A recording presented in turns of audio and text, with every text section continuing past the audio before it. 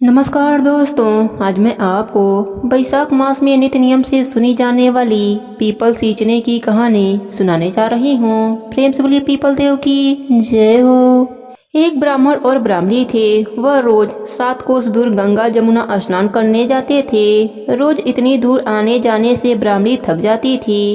एक दिन ब्राह्मणी कहती है कि कोई बेटा होता तो बहू आ जाती, घर वापस आने पर खाना बना हुआ मिलता, कपड़े धुले हुए मिलते। ब्राह्मण कहता है कि तूने बहुत बढ़िया बात कही है, चल मैं तेरे लिए बहू ला देता हूँ। ब्राह्मण फिर बोला कि एक पोटली में थोड़ा सा आटा बांध दे, उसमें थोड़ी सी मोहर असरफी डाल दे। उसने पोटली बांध दी और ब्राह्मण पोटली लेकर चल दिया। चलते चलते कुछ दूर एक गांव में जमुना जी के किनारे बहुत सारी सुंदर लड़कियां मिट्टी का घर बनाकर खेल रही थीं।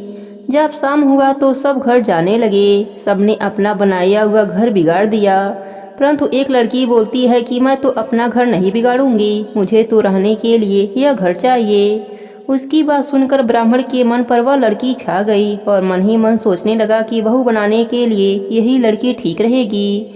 जब वह लड़की जाने लगी तो ब्राह्मण भी उसके पीछे पीछे गया। जब वह लड़की अपने घर पहुंचती है तब बूढ़ा ब्राह्मण बोलता है, बेटी बैसाख का महीना है, मैं किसी के यहाँ खाना नहीं खाता। तुम अपनी माँ से पूछो कि मेरा आटा छान कर 4 रोटी बना देंगी क्या? यदि वह मेरा आटा छानकर रोटी बनाएंगी तभी मैं खाऊंगा। लड़की अपने माँ को सारी बात बताती है। माँ कहती है कि बेटी बाबा से कह देना कि रोटी में 4 रोटी वह भी खा लेंगे। लेकिन लड़की कहती है, नहीं माँ, बाबा ने कहा है कि मेरा आटा छानकर बनाओगी तभी वह खाएंगे। तब उसकी माँ कहती है, ठीक है, जा बाबा से कह दे अपना आटा दे दें। उसने आटा छाना तो उनमें से मोहर असरफी निकलती है। वह सोचती है कि जिसके आटे में इतनी मोहर असरफी है उसके घर न जाने कितनी होगी। जब ब्राह्मण रोटी खाने बैठा तो लड़की की माँ बोली, बाबा तुम लड़के की सगाई करने जा रहे हो? बाबा बोला कि मेरा लड़का तो काशी पढ़ने गया हुआ है, लेकिन अगर तुम कहो तो मैं खाड़ कटोरे से तेरी लड़की को ब्याह कर साथ ले जाऊं। लड़की की माँ बहुत खुश हुई और उसने अपनी लड़की की ब्याह कटोरे से कराकर विदा कर दिया। बूढ़ा ब्राह्मण अपने साथ घर बहू को लाया। उसने दरवाजा खटखटाया, कहा, दरवाजा खोल, मैं तेरे लिए बहू लाया हूँ, आकर बहू का स्वागत सत्कार कर। ब्राह्मणी बोली, दुनिया ताने मारती है, अब तुम भी ताने मार लो। हमारे तो 7 जन्म तक कोई बेटा बेटी नहीं है, बहू कहाँ से आएगी? ब्राह्मण बोला, अरे तू दरवाजा तो खोल। ब्राह्मणी ने दरवाजा खोला तो सामने बहू खड़ी देखी। तब वह आदर सत्कार से बहू को अंदर ले गई। अब जब ब्राह्मण और ब्राह्मणी नहाने जाते तो बहू घर का सारा काम करके रखती, खाना बनाती, सास ससुर के कपड़े धोती, रात में उनके पैर भी दबाती। इस तरह से काफी समय बीत जाता है। सास बहू को सीख देती है कि बहू चूल्हे की आग बुझने मत देना और मटके का पानी खत्म मत होने देना। एक दिन चूल्हे की आग बुझ गई। बहू भागी भागी पड़ोसन के घर गई और बोली, मुझे थोड़ी सी आंच दे दो, मेरे चूल्हे की आग बुझ गई है। मेरे सास ससुर सुबह 4 बजे से बाहर गए हुए हैं और वे थके हारे वापस आएंगे, मुझे उनके लिए खाना बनाना है।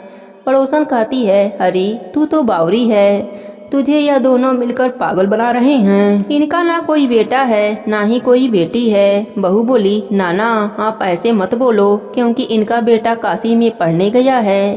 पड़ोसन फिर बोली, अरे तुझे यह झूठ बोलकर लाई हैं, इनका कोई बेटा बेटी नहीं है।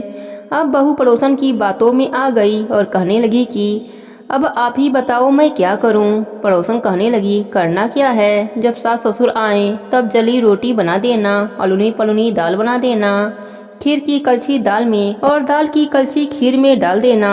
बहू पड़ोसन की सारी सीख लेकर अपने घर आ गई और जैसा पड़ोसन ने बताया था वैसा ही उसने किया। जब सास ससुर घर आए तब कोई आदर सत्कार बहू ने नहीं किया, ना ही उनके कपड़े धोए। जब सास ससुर को खाना दिया तो सास बोली, बहू यह रोटी जली क्यों है और दाल भी अलुनी है? बहू पलटकर जवाब देती है कि आज यही खा लो सासू जी, अगर एक दिन ऐसा खाना खा भी लिया तो तुम्हारा कुछ नहीं बिगड़ जाएगा, मुझे तो जीवन भरी अनूठी ही रहना है। बहू की बातें सुनकर सास बोली कि आज तो बहू ने अच्छी सीख नहीं सीखी है। अब बहू फिर से पड़ोसन के घर भागती है और कहती है कि अब आगे बताओ कि मुझे क्या करना है। पड़ोसन बोली कि अब तुम सातों कोठों की चाबी मांग लेना। अगले दिन जब सास जाने लगी तो बहू अड़ गई कि मुझे तो सातों कोठों की चाबी चाहिए। तो ससुर कहने लगा कि दे दो इसे चाबी, आज नहीं तो कल चाबी इसे ही देनी है, हम आज हैं कल नहीं, इसलिए चाबी इसे दे दो।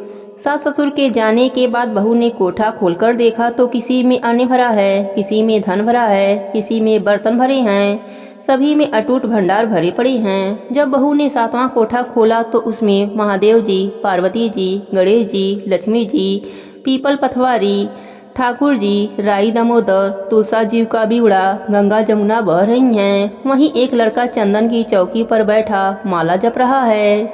सब देख बहू लड़के से कहती है, तू कौन है? लड़का कहता है कि मैं तेरा पति हूँ, दरवाजा बंद कर दे, जब मेरे माँ बाप आएंगे तब खोलना। सारा नज़ारा देखकर बहू बहुत खुश हुई और नाचती फिरने लगी। 16 श्रृंगार कर सुंदर वस्त्र पहन सास ससुर का इंतजार करने लगी। उनके लिए 36 प्रकार के पकवान बनाकर रखे। सास ससुर जब वापस आए तब उसने उनका बहुत आदर सत्कार किया, उनके कपड़े धोए, उनके पैर दबाए। बहू सास के पैर दबाते हुए कहने लगी कि माँ जी, आप इतनी दूर 12 कोस यात्रा करके गंगा जमुना का स्नान करने जाती हैं, थक जाती हैं, तो आप घर में स्नान क्यों नहीं कर लेती? बहू की बात सुनकर सास कहने लगी कि भला गंगा जमुना भी घर में बहा करती हैं क्या? बहू बोली, हाँ माँ जी, बहती हैं, चलिए मैं आपको दिखाती हूँ। उसने सातवां कोठा खोलकर दिखाया तो उसमें गणेश जी, लक्ष्मी जी, महादेव जी, पार्वती जी, पीपल पथवारी, गंगा जमुना बह रही हैं। 36 करोड़ देवी देवता विराजमान हैं और वही तिलक लगाकर चंदन की चौकी पर एक लड़का माला जप रहा है। ब्राह्मणी ने कहा कि तू कौन है? लड़का बोला, माँ मैं तेरा बेटा हूँ। बुढ़िया फिर बोली, तू कहाँ से आया है? लड़की ने कहा कि मुझे पीपल देवता भेजे हैं। बुढ़िया कहने लगी, बेटा यह दुनिया कैसे जानेगी, कैसे जानेगा मेरा देवर देवरानी जेठ जेठानी अगल बगल पड़ोस की तू मेरा ही बेटा है। बुढ़िया ने विद्वान पंडितों से सलाह ली तो वह बोले, इस पार बहू बेटा साथ खड़े हो जाएं और उस पार बुढ़िया खड़ी हो जाए। बुढ़िया चमड़ा का ब्लाउज पहनी हो, छाती में से दूध की धार निकले, बेटे की दाढ़ी मूछ भी गए, पौन पानी से गठजोड़ बंधे, तब जाने कि यह बुढ़िया का ही बेटा है। उसने ऐसा ही किया। चाम का अगिया फट गई, छाती में से दूध की धार निकली, बेटे की दाढ़ी मूछ भीग गई, पौन पानी से बहू बेटे का गठजोड़ बंध गया। ब्राह्मण और ब्राह्मणी की खुशी का पार न रहा। वे बहुत खुश हुए, अपने बहू बेटे के साथ रहने लगे। हे बैसाख मास के देव, जैसे आपने ब्राह्मण और ब्राह्मणी पर अपनी कृपा करी, वैसे ही अपने सभी भक्तों पर अपनी कृपा बनाए रखना। कहानी अधूरी हो तो पूरी करना, पूरी हो तो मान रखना। प्रेम से बोलिए पीपल देव की जय हो, बैसाख मास की जय हो, विष्णु भगवान की जय हो, लक्ष्मी माता की जय हो।